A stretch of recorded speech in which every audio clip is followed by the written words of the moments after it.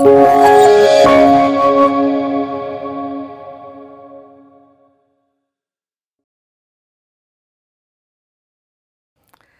first of all, I think that populism has many different approaches, but it has some commonalities.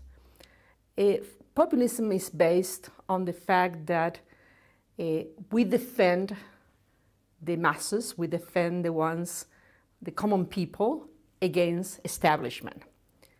What it means, common people, and what it means, establishment, is very different from place to place, from populist government to populist government. But the reality is that they start as a movement against. That's the principle. Against what remains to be seen. But they build on the notion of opposition, of running against. Populism is not an ideology. If anything, populism has the ability to have a narrative that sort of develops an ideology around the narrative case by case. So it is difficult to identify a populist approach and compare one to the other. Having said that, it is true that there is a basic principle that nourishes populism. And what is that?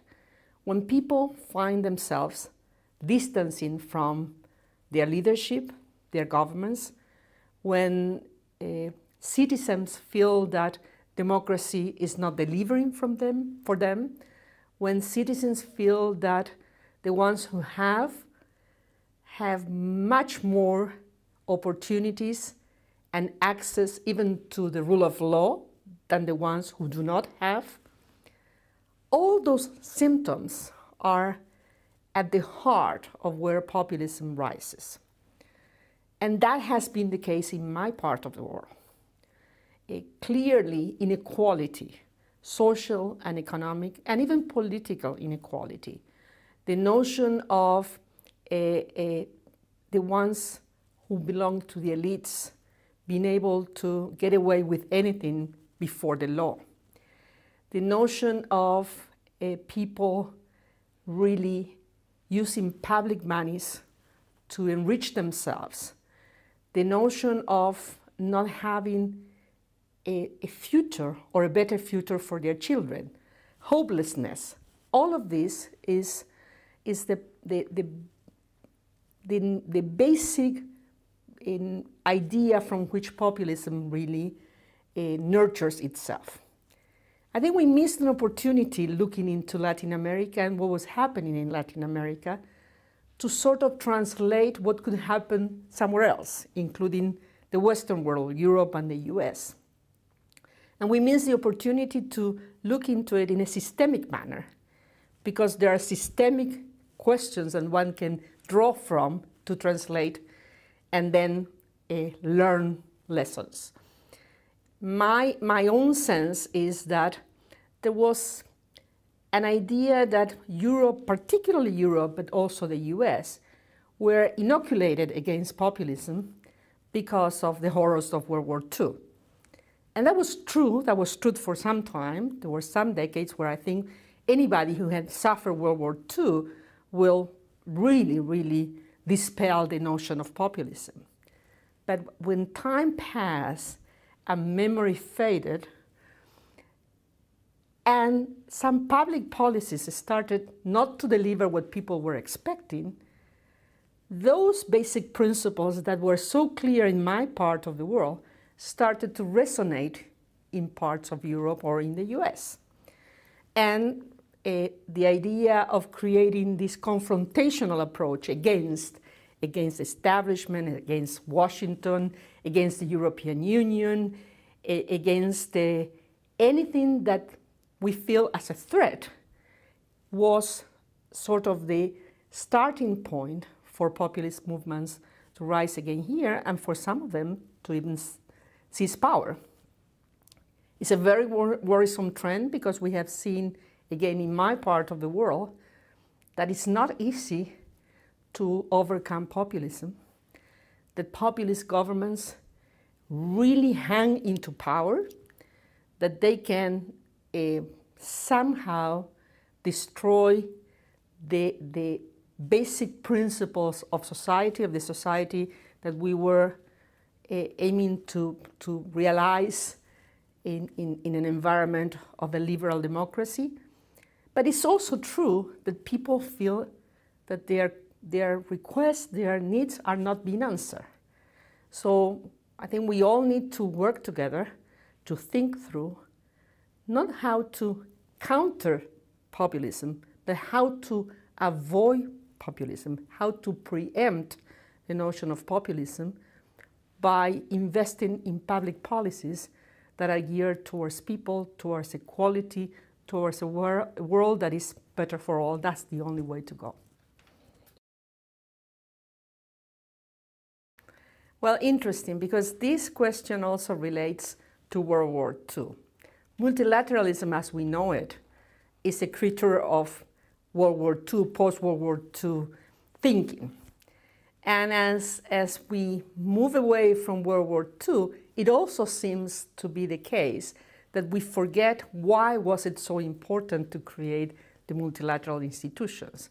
Why is it that it was so critical to have an instance to resolve the issues in order to avoid a World War III eventually?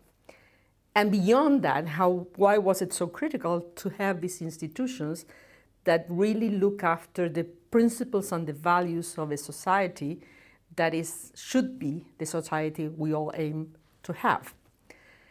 But it's true also that multilateralism has aged, and there is a need to revitalize multilateralism. Today, we see a set of institutions, a system that does not represent the balance of power in the 21st century. So the governance should be revisited. This is something that has been discussed for a long time. We talk a lot about Security Council, but there are a lot of institutions. All the financial institutions do not have a representation that is in accordance with the power distribution of today. So there's a governance question that has to be addressed so that regions like mine, but for example like Africa, that were almost not represented when this system was first founded, should have a bigger share, a greater share, but also take more responsibility on its shoulders. So that's the governance aspect. There is also the question of how do you make sure that member states are willing to continue with that principle that was at the basis of creating multilateralism, that is, that the common shared good is also in the interest of the national good, of the national interest. And that somehow is being questioned. And there is sort of a notion of selfishness that is prevailing these days in some quarters. Some quarters that traditionally were very pro-multilateral models. So that's another question to work on.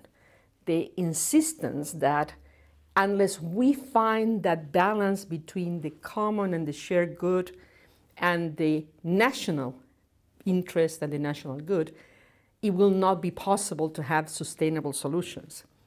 And last but not least, you have the institutions themselves, their bureaucracies.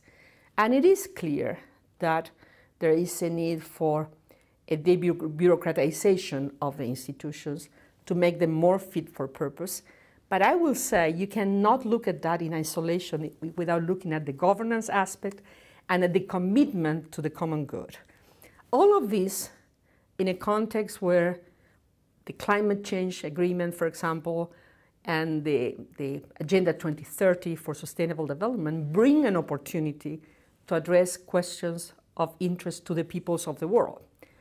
So we have a chance to sort of a new beginning around these challenges that we are facing, but it's not obvious and it's not said that that new beginning will deliver something that is really in the interest of all of us. I hope it is. I deeply believe in multilateralism, and I deeply believe in this, that in this interconnected world, a world where we all rely on each other so much, more than any time in history probably, that we do rebuild an institution, re-energize the system so that it can work in the interest of all.